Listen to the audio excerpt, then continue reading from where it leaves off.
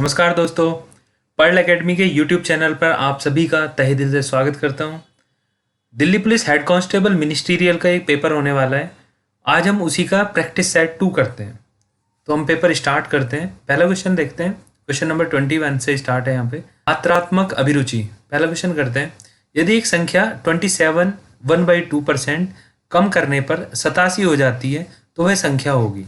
देखो 27 से ही 1/2, अगर परसेंटेज से हम फ्रैक्शन में कन्वर्ट करते तो क्या होगा, 27 दूनी 54 और 55/2, और परसेंटेज को हटाएंगे तो बटे में 100 आ जाएगा। ठीक है, 5 से 55 गया 11 बार और 5 से 100 गया 20 बार, मतलब ये हो गया 11/40। मतलब 40 का 27 से ही 1/2% कितना है, 11। तो अगर 40 से 11 कम कर दूं मैं, अगर 40 से मैं 11 कम कर दूं तो कितनी वैल्यू आएगी, 29। बट ये क्या कह रहा है, 29 को हमें 87 बनाना है। तो कैसे बनाएंगे, 3 से मल्टीप्लाई करेंगे तो 87 हो जाएगा। तो संख्या पूछ रहा है तो एक्चुअल संख्या क्या हुई, 40 नहीं हुई, इसमें भी 3 से मल्टीप्लाई करनी होगी। तो संख्या क्या हुई, 120। तो आंसर कौन सा हो जाएगा, ए इसका आंसर हो जाएगा। दूसरा क्वेश्चन देखते हैं। एक व्यक्ति 320 आमों को 400 आमों के क्रय मूल्य पर बेचता है तो उसका लाभ प्रतिशत बताओ। कहने का मतलब क्या है, वो 320 आम बेच रहा है। ठीक है, इनका जो सेलिंग प्राइस है वो क्या कर रहा है, जो 400 आम वो खरीद के लाया था उनके कॉस्ट प्राइस के बराबर है। मतलब 320 का सेलिंग प्राइस 400 के कॉस्ट प्राइस के बराबर है। अब देखो 0 से 0 कट हो गया, 8 से इसको डिवाइड कर देंगे, ये हो गया 8 चौक 32 और ये हो गया 8 पंजे 40। Means 4SP is equal to 5 CP हो गया। ठीक है ना, तो यहाँ से क्या आई, SP की वैल्यू आ गई 5 और CP की वैल्यू आ गई 4। मतलब 4 रुपए की चीज बेच कितने में दी, 5 में। मतलब कितने का प्रॉफिट हुआ, 1 का। मतलब 1/4 इतना प्रॉफिट हुआ। 1/4 आप मल्टीप्लाई करोगे 100 तो ये कितना होगा, 4 से 25 बार ये गया तो 25% का प्रॉफिट हो गया। इसका आंसर कौन सा हो गया, डी इसका आंसर हो गया। क्वेश्चन नंबर 23 देखते हैं। बोलते हैं कि एक विद्यार्थी अपने घर से विद्यालय के लिए 5 किलोमीटर प्रति घंटा की गति से चलता है तो वह 30 मिनट की देरी से पहुंचता है। परंतु यदि वह 6 किलोमीटर प्रति घंटा की चाल से चलता है तब केवल 5 मिनट की दूरी से पहुंचता है। घर से विद्यालय की दूरी बताइए। देखो ये सिंपल क्वेश्चन है। इस तरह के कभी भी क्वेश्चन में अगर 2 कंडीशन ऐसे देता है कि जल्दी पहुंच गया, देर से पहुंचा, तो हमेशा डिफरेंस निकालना है जो भी टाइम है। अगर ये 5 से जा रहा था तो और 6 से जा रहा था तो हमने कैल्शियम ले लिया भाई, 30 की डिस्टेंस हो गई। ठीक है, ये होगी 5 किलोमीटर पर आवर और ये होगी 6 किलोमीटर पर आवर। तो इसके हिसाब से ये टाइम कितना लगेगा, 5 घंटे, और इसके हिसाब से टाइम कितना लगेगा, 6 घंटे। दोनों टाइमों का डिफरेंस कितना हुआ, 1 घंटे। पर ये कितने घंटे का टाइम बता रहा है, ये मिनट में बता रहा है, तो मेरे को मिनट में कन्वर्ट कर लेना है। ये 60 मिनट आ गया। पर इसके हिसाब से कितना आ रहा है, देखो एक 30 मिनट आ रहा है लेट होके और एक 5 मिनट आ रहा है लेट, देरी से। दोनों देरी की कंडीशन है तो इनका डिफरेंस कितना होगा, 25 मिनट। अब मेरे को 60 को 25 मिनट में कन्वर्ट करना है। कैसे कन्वर्ट करूं, 60 में 25/60 की मल्टीप्लाई कर देता हूँ। ये 60 से 60 कट जाएगा, 25 बच जाएगा। बट इसका इफेक्ट कहाँ आएगा वो देखना है, हमें दूरी देखनी है। देखो दूरी अभी कितनी दिखा रहे थे हम, 30 किलोमीटर, पर ये 30 नहीं होगी। 30 क्यों नहीं होगी, इसमें इस मल्टीप्लाइंग फैक्टर का मल्टीप्लाई करना पड़ेगा। ये कहाँ से आया, जब 60 को 25 से इक्वलाइज किया था तो वहां से वैल्यू आई कि भाई 60 25 के इक्वल है। तो उस तरह से इस डिस्टेंस की क्या होगी एक्चुअल वैल्यू निकालने के लिए, तो 30 से 60 को भाग दे देंगे 2, तो ये कितना आ गया, 12.5 किलोमीटर। इस तरह में 3 कंडीशन बनती है, वो तीनों कंडीशन इसी तरह से सॉल्व हो जाती हैं। बस हमको डिस्टेंस, ये डिफरेंस निकालना है हमेशा, देरी हो जल्दी हो जो भी है, पर डिफरेंस निकालना है हमको। ठीक है, नेक्स्ट क्वेश्चन करते हैं। 24, यदि एक 700 मीटर लंबी रेलगाड़ी 72 किलोमीटर पर घंटे की गति से चल रही है और किसी सुरंग को 1 मिनट में पार करती है तो सुरंग की लंबाई बताओ। देखो उसकी कभी भी कोई ट्रैवल करती है, कोई ट्रेन है, ये कोई ट्रेन है, ठीक है ना। अगर ये किसी पोल, किसी पर्सन या किसी कोई भी पॉइंटेड जो चीज है, पॉइंटेड जो एक पॉइंट को रिप्रेजेंट करती है, जिसकी कोई लेंथ नहीं है, नो लेंथ, पार करके जाती है, तो ये एक्चुअल में अपनी लेंथ को पार करती है। बट अगर ये कोई ऐसे ऑब्जेक्ट को पार करती है जिसकी अपनी कोई लेंथ है, जैसे प्लेटफॉर्म हो गया, ठीक है ना, कोई टनल हो गई, कोई सुरंग हो गई, किसी पुल को पार करते जिसकी अपनी कोई लेंथ है, तो इसको दोनों लेंथ को क्रॉस करना पड़ेगा और अपनी स्पीड जो भी है इसकी। अभी इस क्वेश्चन को करते हैं। देखो इसकी चाल कितनी थी, 72 किलोमीटर पर आवर। ठीक है, इसको मीटर पर सेकंड में कन्वर्ट कर देंगे। क्या करेंगे, 5/18 से मल्टीप्लाई कर देंगे, 18 चौक 72 और ये हो गया 20 मीटर पर सेकंड। ठीक है ना, इसने ट्रेवल कितनी देर किया, 1 मिनट। 1 मिनट में कितने, 60 सेकंड हो गए। ठीक है, तो कितनी डिस्टेंस ट्रेवल की इसने, डिस्टेंस होगी इसकी, इसी में 60 की मल्टीप्लाई कर दो, ये हो गया 1200 मीटर इसने ट्रेवल किया 1 मिनट में। पर एक्चुअल में इसने 700 तो अपनी डिस्टेंस ही कवर की, जो इसकी अपनी लेंथ थी। तो इसने सुरंग कितनी पार की होगी, 500 मीटर की। तो सुरंग की लेंथ आ गई 500 मीटर। तो आंसर कौन सा हो गया आपका, बी आपका आंसर हो गया। इसके बाद 25वां क्वेश्चन देखते हैं। यदि 1100 का उधार 2 बराबर किस्तों में वापस करने के लिए लिया गया और ब्याज की दर 20% मिश्रित वार्षिक है, तो प्रत्येक किस्त कितने रुपए की होगी। देखो इसके करने के भी 2 मेथड हैं। पहला मेथड है फॉर्मूला, कि जो भी अमाउंट थी जिसको हमने मतलब दिया एज ए प्रिंसिपल, जो भी प्रिंसिपल थी वो, और इंस्टॉलमेंट बटे 1 plus R/100 plus I/1 plus R/100 का स्क्वायर, ऐसे ही करते ही आगे बढ़ता रहेगा जितनी भी किस्तें आपको निकालनी है। ठीक है ना, एक तो इस फॉर्मूले से हम कर सकते हैं, एक दूसरा मेथड भी होता है, वो मैं आपको इसके बाद बताऊंगा। पहले आपको मैं फॉर्मूले से बताता हूँ। तो इस फॉर्मूले में वैल्यू पुट कर देंगे। पी की वैल्यू क्या है, 1100। ठीक है ना, आई आपको निकालना है, R/100 क्या है, आर की वैल्यू 20 है, तो R/100 कितना हो गया, 1/5। और यहाँ पे आई की वैल्यू आपको निकालनी है 1 प्लस 1/5 का स्क्वायर। इसको सॉल्व करेंगे तो ये वैल्यू आ जाएगी आई की 720, मतलब ये पहली इंस्टॉलमेंट 720 और दूसरी इंस्टॉलमेंट 720। तो इसमें आंसर कौन सा हो गया, आंसर आ गया सी। ये एक मेथड है जो फॉर्मूला वाला मेथड है। ठीक है, आप ये भी अप्लाई कर सकते हैं, कोई प्रॉब्लम नहीं है। एक दूसरा मेथड होता है, वो मैं आपको बताता हूँ। देखो 20% का मतलब क्या हो गया, 1/5, मतलब 5 रुपये दिया आपने, इन्वेस्ट किए, आपको 6 रुपये मिलेंगे। और 2 किस्तों की बात कर रहे हैं तो हमको डबल करना पड़ेगा, 5 का स्क्वायर इधर 6 का स्क्वायर, 36।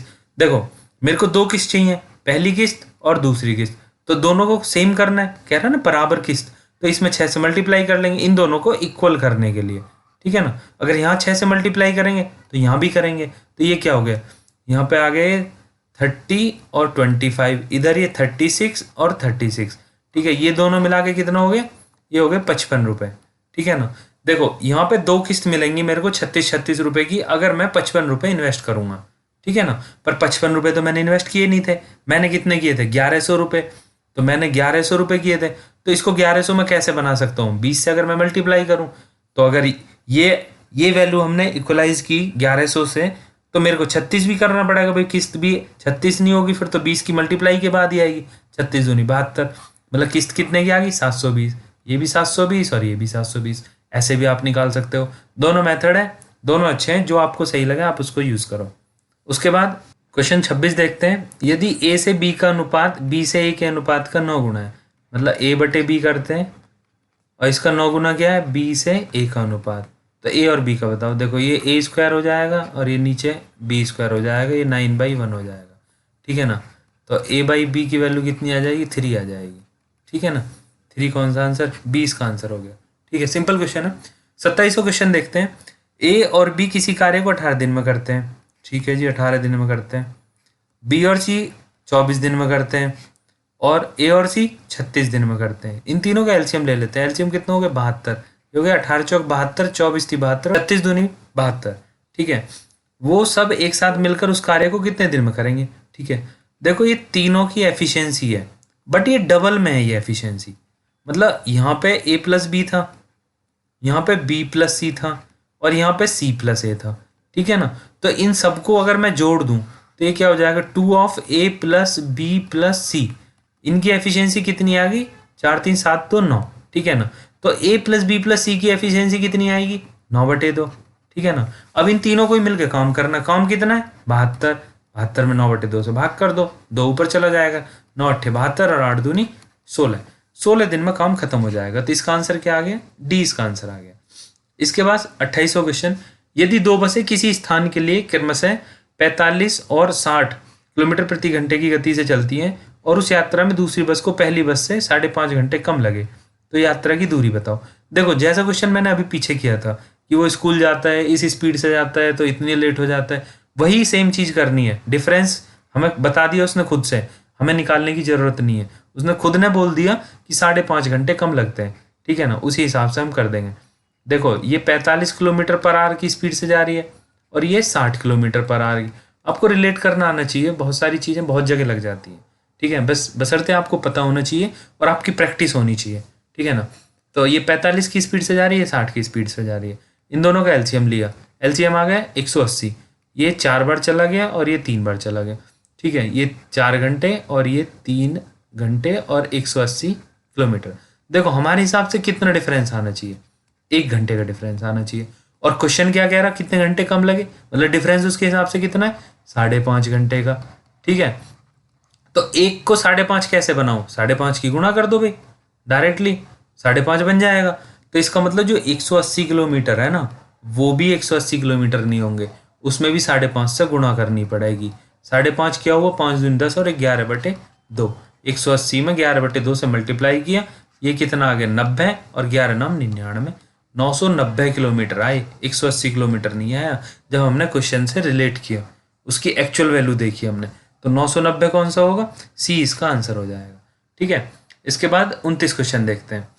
एक व्यापारी के पास 16 क्विंटल गेहूं था, उसने कुछ हिस्सा 17% के लाभ पे बेच दिया, ठीक है जी, और बाकी का हिस्सा 27% के लाभ पे बेच दिया, कोई दिक्कत नहीं। इस प्रकार उसे कुल 21% लाभ हुआ, ठीक है ना। तो मैं ये मान रहा कि हमने ये मान लिया कि सारा 17% पे बेच दिया और मैं इधर मानो सारा 27 पे बेच दिया, तो ना तो 17 पे बेचा था ना 27 पे बेचा था। उसने तो बीच की एक इक्विवेलेंट वैल्यू आएगी, कुछ पोर्शन यहाँ बेचा था कुछ पोर्शन यहाँ बेचा था, इसलिए एक बीच की वैल्यू आ गई 21%, ठीक है। यहाँ से मैं रेशियो एलिगेशन का मेथड लगा दिया। 27 से 21 गए कितने, 6 बचे, और 17 से 21 गए 4 बचे, ये हो गया 3:2 का रेशियो, ठीक है। किसका पूछ रहा है, 27% वाले को पूछ रहा है, इसका पूछ रहा है। तो 16 क्विंटल को, 16 क्विंटल मतलब 1600 किलो, इसको डिवाइड कर देंगे 2 रेशियो में, ठीक है। तो ये कितना हो गया 2/5 गुणा 1600, ठीक है ना। 5 से इसको डिवाइड कर लो, 5 से 15, 5 दूनी 10, और ये हो गया 320 दूनी 640 किलो। तो इस क्वेश्चन का आंसर कौन सा आ गया, 20 का आंसर आ गया, ठीक है। उसके बाद देखते हैं, ये तो हो चुका है। 30वां क्वेश्चन देखते हैं। 18 मीटर लंबे एक कमरे में मार्बल की पट्टियां लगवानी है, उनका खर्च 45 पैसे प्रति वर्ग मीटर की दर से 81 रुपये आता है, उस कमरे की चौड़ाई कितनी है। देखो जो भी कमरे का फर्श होगा उस पर ही लगाएंगी पट्टियां, ये लेंथ है सपोज दैट, ये ब्रेथ है, ये लंबाई है, ये चौड़ाई है, ठीक है। तो जितना भी उसका एरिया होगा उसमें एक्सपेंडिचर का जो फॉर्मूला होता है कि भाई कितना खर्च हुआ, खर्च क्या होता है कि जो भी रेट दे रखा है, ठीक है, इनटू, और अगर एरिया के हिसाब से रेट, देखो रेट में यहाँ क्या दे रखा है, वर्ग मीटर दे रखा है, दे रखा है ना, इसका मतलब एरिया से मल्टीप्लाई होगी। अगर यहाँ मीटर दे रखा होता तो लेंथ से मल्टीप्लाई होती। देखो यहाँ मीटर दे रखा है, इसका मतलब एरिया से मल्टीप्लाई होगी, ठीक है ना। और अगर वहाँ पे ये मीटर की जगह वर्ग मीटर की जगह अगर सिर्फ मीटर होता तो मतलब यहाँ पे लेंथ होता, और वर्ग मीटर की जगह घन मीटर होता तो इसका मतलब यहाँ वॉल्यूम होता। तो ये जो खर्च निकल रहा है उसमें सिंपल एरिया की मल्टीप्लाई हो रही है। एरिया का यूनिट क्या होता है, वर्ग मीटर होता है। तो खर्च कितना है 81 रुपये, ठीक है ना। और इधर रेट क्या था 45 पैसे, या तो 81 को भी पैसे में कन्वर्ट कर लो या 45 पैसे को रुपए में बना लो। मैं इसको पैसे में कन्वर्ट कर लेता हूँ। 81 रुपये का मैंने पैसे बना लिया 8100, और रेट कितना है 45 पैसे पर मीटर, और एरिया कितना आएगा लेंथ इंटू ब्रेथ, लंबाई इंटू चौड़ाई। तो 18 होगी लंबाई और चौड़ाई मैंने मान ली बी, ठीक है ना। तो यहाँ से क्या हो गया 9 पंजे 45 और 9 नाम 81, और 18 से ये 18 पंजे 90, 50 और 5 से 10 बार, मतलब ब्रेथ क्या आ गई 10 मीटर, ठीक है ना। क्या आया इसका आंसर, सी इसका आंसर हो गया, ठीक है। 31 क्वेश्चन देखते हैं। ये बोलता है कि इसका 100 का की वैल्यू क्या होती है मल्टीप्लाई, और जब 100 से गुणा करेंगे तो ये जो पॉइंट है ये 2 इधर निकल जाएगा, ठीक है ना। तो पॉइंट यहाँ आ जाएगा। अब देखो इसमें पॉइंट इधर किस में है, इसी में सिर्फ, तो सी आंसर हो गया, ठीक है ना। 32 देखते हैं। इसकी वैल्यू पूछ रहा है, क्वेश्चन मार्क जो दे रखा है, ठीक है भाई। 21 बाई हम एक्स मान लेते हैं इसको, और इधर भी एक्स हो गए और इसको सॉल्व करेंगे कितना, 3 दूनी 6 और एक 7/3 और 3 चला गया ऊपर और 3 से 21 गया 7 बार, तो एक्स स्क्वायर की वैल्यू आ गई 7 × 7। तो और यहाँ से एक्स की वैल्यू क्या आ जाएगी 7, तो आंसर आ गया डी। नेक्स्ट क्वेश्चन देखते हैं। यदि गिरीश का वेतन हरिशंकर के वेतन का 4/9 गुना है, ठीक है, गिरीश का वेतन 4/9 गुना है किसका, हरिशंकर का। और उसके बाद शिरीष का वेतन हरिशंकर के वेतन के 5/6 है, ये हरिशंकर के, ठीक है। तो गिरीश और शिरीष के वेतन का अनुपात बताओ, ठीक है। गिरीश हो गया, हरीश हो गया और शिरीष हो गया।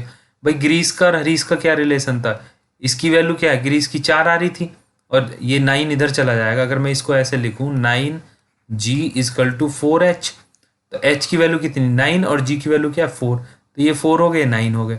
ऐसे ही मैं यहाँ से अगर वैल्यू निकालता हूँ तो ये 6s = 5h, हरीश की वैल्यू आ गई 6 और शिरीष की वैल्यू आ गई 5। तो यहाँ पे हरीश की वैल्यू कितनी है 6 और शिरीष की वैल्यू कितनी आ गई 5, ठीक है ना। तो इसका देख लेते हैं, देखो इधर भी 9 लिख देते हैं और इधर 6 लिख देते हैं। ये रेशियो वाला मेथड आपको आता ही होगा।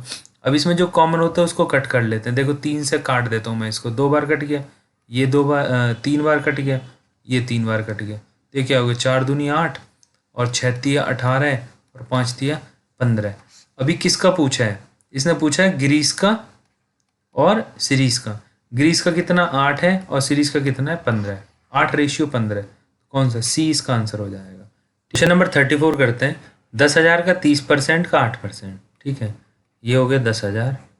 इसका का मल्टीप्लाई होता है 30% मतलब 30/100, ठीक है। फिर दूसरा का 8% 8/100। देखो ये 4 जीरो तो यहीं कट जाएंगी इसकी, ठीक है। 8 की और 30 की डायरेक्टली गुणा कर लो, कितना आ गया 240, मतलब इसका आंसर क्या हो गया 240। आप इसको डायरेक्टली भी कर सकते थे, ये मैंने समझाने के हिसाब से आपको अलग से करके दिखाया है। तो आपको पहले ही समझ में आ जाना चाहिए कि 2 बार परसेंटेज आ रहे हैं, तो 2 बार 100 ये यहाँ से डायरेक्टली कट जाते हैं। अभी देखो बताइए कि निम्नलिखित में से कौन से घटते क्रम में, ठीक है, 2 की कंपेयर कर लेते हैं। 11 सत्ते 77 और 16 पंजे 80, तो ये 77 हो गया और ये 80 हो गया, तो बड़ा तो ये हो गया, ये वाली वैल्यू बड़ी होगी, तो ये नहीं हो सकती, ठीक है। इससे अगला देखते हैं। 11 चौक 44 और 7 पंजे 35, ये 44 आए 35, हाँ ठीक है भाई ये छोटा है। इसके बाद 17 पंजे 85 और 11 9 99, ये बड़ी वैल्यू आ गई, इससे 85 से बड़ी, मतलब ये छोटा होना चाहिए था, ये बड़ी आ गई, मतलब ये भी आंसर नहीं है। इसके बाद इधर देखते हैं 11 9 99, ये 99 हो गया और 17 पंजे 85, भाई कम है इससे, ठीक है। 16 पंजे 80 और ये 11 सत्ते 77, यहाँ तक भी ठीक है भाई छोटा है। इसके बाद 7 सत्ते 49 और 16 चौके 64, नहीं ये वैल्यू बड़ी है इस वाली से, मतलब ये भी नहीं है, तो आंसर तो यही है। पर अब वेरीफाई कर लेते हैं। 17 चौका 68 हो गया यहाँ पे और 9 सत्ते 63, देखो छोटा है इससे। 11 नाम 99 आ गया और इधर 17 पंजे 85, छोटा है इससे, ठीक है। 16 पंजे 80 और 11 सत्ते 77, ये भी छोटा है, मतलब बी आंसर है इसका, ठीक है। आई थिंक आपको ये समझ आ गया होगा। उसके बाद 36 क्वेश्चन करते हैं। ये बोलता है कि x + 1/x की वैल्यू क्या है 5 और इसको पूछ रहा है x² + 1/x² का। देखो दोनों तरफ स्क्वायर कर देंगे, ठीक है, तो ये क्या हो जाएगा x² + 1/x² + 2 और x की 1/x में मल्टीप्लाई होगी तो वो तो कट जाएगा। इधर क्या आ गया ये 25, 2 को इधर लेके आ जाओ तो क्या हो जाएगा 23, तो इसकी वैल्यू क्या आ गई 23। आंसर क्या आ गया आपका सी आंसर आ गया, ठीक है। 37वां क्वेश्चन करते हैं। निम्न विकल्पों में से कौन सा विकल्प, ये आपको एक एक्सप्रेशन दे रखा है, इसका गुणनखंड पूछ रहा है। देखो इसमें फॉर्मूला लगा हुआ सिंपल, x + y का होल क्यूब है और ये -x³ + y³, ठीक है। इसको आप ब्रेक कर लो, ये क्या होगा x³ + y³ + 3xy और ब्रैकेट में x + y, ये आ गया। और इधर जब आप ओपन करोगे तो ये क्या होगा x³ - y³, x³ y³ ये कट जाएंगे आपके, तो क्या बचा 3xy और x + y। अब देखो इसके फैक्टर आपको अलग अलग दिख ही रहे हैं, तो इसमें से कौन सा होगा, इसमें सिर्फ 3xy दिख रहा है, तो ये इसका आंसर होगा, ठीक है ना। नेक्स्ट क्वेश्चन करते हैं ये वाला। 3 sin² 30, sin 30 कितना होता है 1/2, तो ये हो जाएगा 1/4। उसके बाद 2 tan² 60, tan 60 क्या होता है √3, स्क्वायर कर दिया तो 3 हो गया, ठीक है। -5 cos² 45, ये क्या होता है 1/√2 होता है, स्क्वायर कर दिया तो ये हो गया 1/2। इसको सॉल्व कर लेंगे, ये हो गया 3/4, ये हो गया 6 और ये हो गया 5/2। आप एलसीएम ले लो 4 को, इधर हो गया 3, ये 24 हो गया और ये 10 हो गया। ठीक है, 24 और 3 27 से 10 गए 17/4। आंसर कौन सा हो गया? डी आपका आंसर हो गया। 39 नंबर क्वेश्चन करते हैं। 20 सेंटीमीटर भुजा के समबाहु त्रिभुज का क्षेत्रफल, एक समबाहु त्रिभुज है, इक्विलेटरल ट्रायंगल बोलते हैं, इसकी तीनों साइड बराबर होती हैं। ठीक है ना, समबाहु। और इसका एरिया का फॉर्मूला क्या होता है? √3/4 A², मतलब साइड का स्क्वायर। ये करेंगे तो √3/4, ए कितनी दे रखी, साइड कितनी है 20 सेंटीमीटर, 2 बार 20 से मल्टीप्लाई कर दी, 4 से 5 टाइम गया और 5 दूनी 10, मतलब 100√3 सेंटीमीटर स्क्वायर। कौन सा आंसर आ रहा है? 20 का आंसर आ गया। ठीक है, उसके बाद 40 क्वेश्चन करते हैं। एक समबाहु त्रिभुज है ABC, ये एक त्रिभुज बनाया है समबाहु। ठीक है ना, A, B और C। ठीक है, AD से परपेंडिकुलर ड्रॉ किया BC के ऊपर, A से BC के ऊपर एक परपेंडिकुलर ड्रॉ किया, ये D पे आ गया। ठीक है, और एक रिलेशन पूछ रहा है। ठीक है, देखो दोनों तरह से हमें एरिया निकाल देंगे। एक फॉर्मूला तो मैंने अभी बताया जो एरिया का फॉर्मूला है, √3/4 A²। ठीक है, देखो AB क्यों लिए हैं? बिकॉज AB में ही रिलेशन दिए हुए हैं, चारों रिलेशन AB और AD में दिए परपेंडिकुलर में। तो एक एरिया ये हो गया, एक एरिया होता है हाफ बेस इंटू हाइट, और यहाँ पे बेस क्या है BC और हाइट क्या है AD। ठीक है ना, अब BC की वैल्यू क्या है? BC और AB तो इक्वल है ना, तो इसकी वैल्यू हम यहाँ पे 1/2, BC की वैल्यू क्या है AB रख देंगे।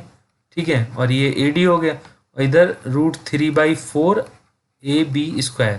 ठीक है, AB से AB कैंसिल हो गया, और 2 से ये 4 2 बार कैंसिल हो गया। ठीक है, तो इधर क्या बचा? √3/2 AB = AD। ठीक है, दोनों का स्क्वायर कर दिया तो ये क्या हो गया? 3AB² बराबर 2 इधर चला जाएगा तो ये कितना हो जाएगा? 4AD²। ठीक है, ये एक आइडेंटिटी ड्राइव हो गई है। तो 3AB² बराबर 4AD², तो आंसर 20 का ठीक है। ठीक है, आई होप आपको सारे सॉल्यूशन अच्छे से समझ आ गए होंगे। अगर आपको मेरे पढ़ाने का तरीका अच्छा लगता है, मेरे सॉल्यूशंस अच्छे लगते हैं, तो मेरी वीडियो को लाइक कीजिए, मेरे चैनल को सब्सक्राइब कीजिए। आपके आसपास में कोई भी फ्रेंड, आपका भाई या सिस्टर आपकी अगर प्रिपरेशन कर रही है कॉम्पिटिटिव लेवल की, तो आप उनके साथ ये शेयर कीजिए। ये बहुत अच्छा एग्ज़ाम होने वाला है। और जय हिंद, जय भारत।